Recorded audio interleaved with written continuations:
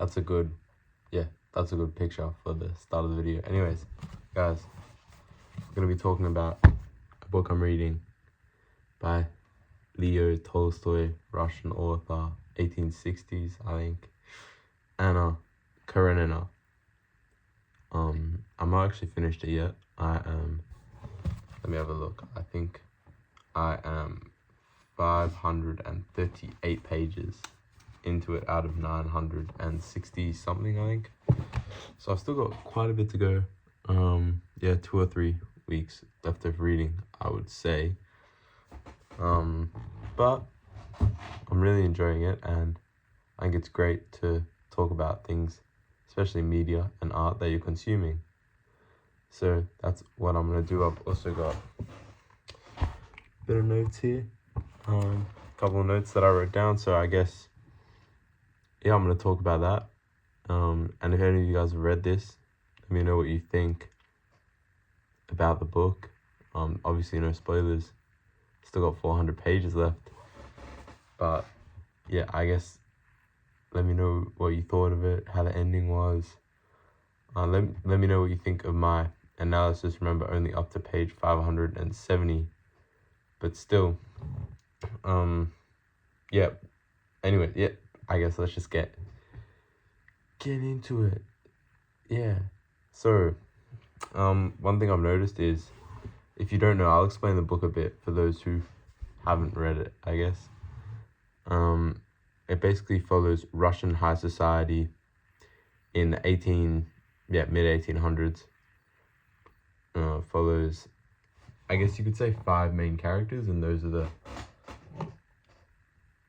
I'm going to talk about 2 different sets of couples here, but it follows obviously Anna, Anna, her husband, and then this guy called Konstantin Levin, and Kitty, or forgot her actual name, but Shabbatska, something of that nature, same as Robin Shabbatsky from How I Met Your Mother. But anyways, so it follows those 2 couples basically, and then Vronsky as well as another character.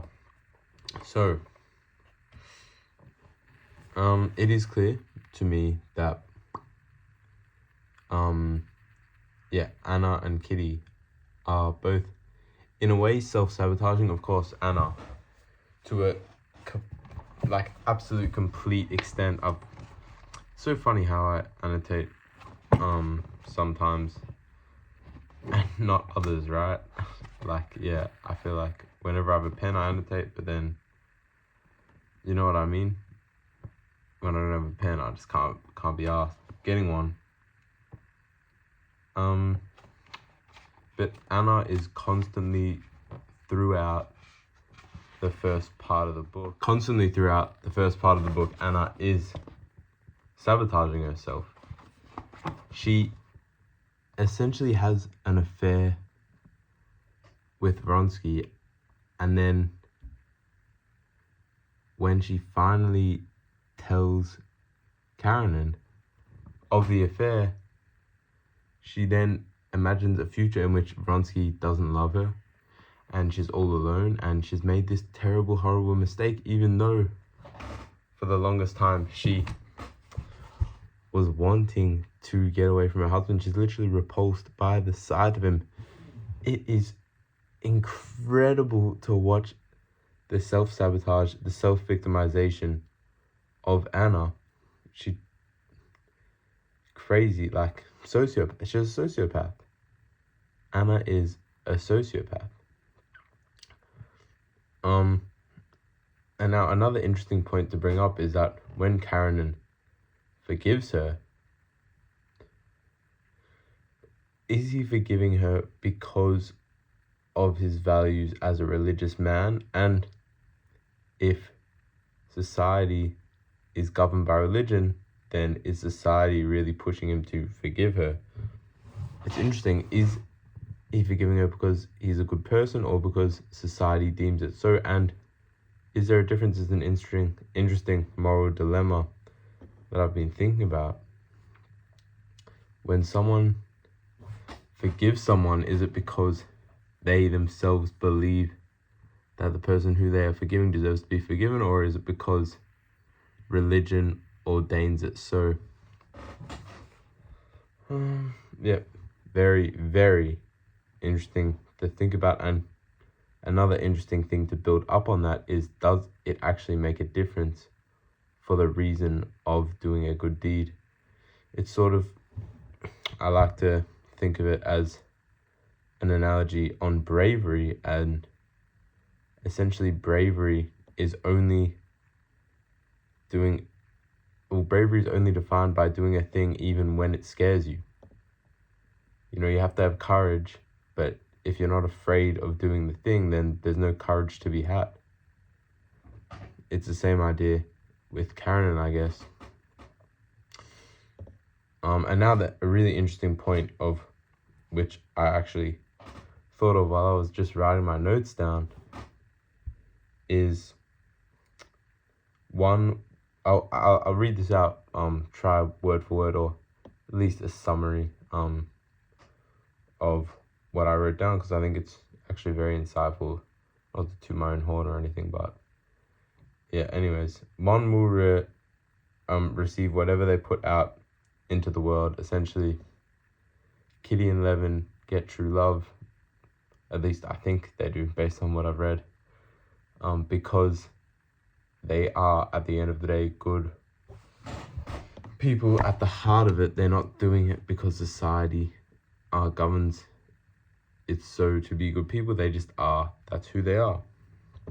Levin was able to forgive Kitty through love and sacrifice. And in the same way, Kitty was able to extend her hand and ask to be forgiven through love. And it is through love that their connection is so strong. Whereas when looking at Karenina and Anna, and how Karenina forgives Anna, it's more through a societal expectation to either divorce or forgive.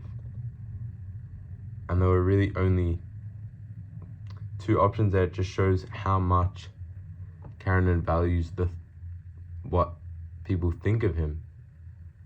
He acts as if he is this pompous, incredibly self-important man, but really all he cares about is what people think about him. I think he is a great reflection of so many people in modern society. They want you to believe that they're so important, but really they care so much about the opinions that you bestow upon them. And in the same way, Anna is completely repulsed by even the side of Karenina, to the point where she just cannot forgive him. She tries her best. She can't even look him in the eye because she's just truly repulsed. It shows that love conquers all. You can't beat love. The one thing you cannot beat is true love. And that is really the essence of, I think, the book so far, and the message that Tolstoy is trying to convey. So far, at least. I can't speak for the rest of the book. I'll definitely make a video once I've finished the book, but yeah, as I've read this, it's incredibly insightful, and it just shows that, yeah, love, passion conquers everything in any pursuit in life.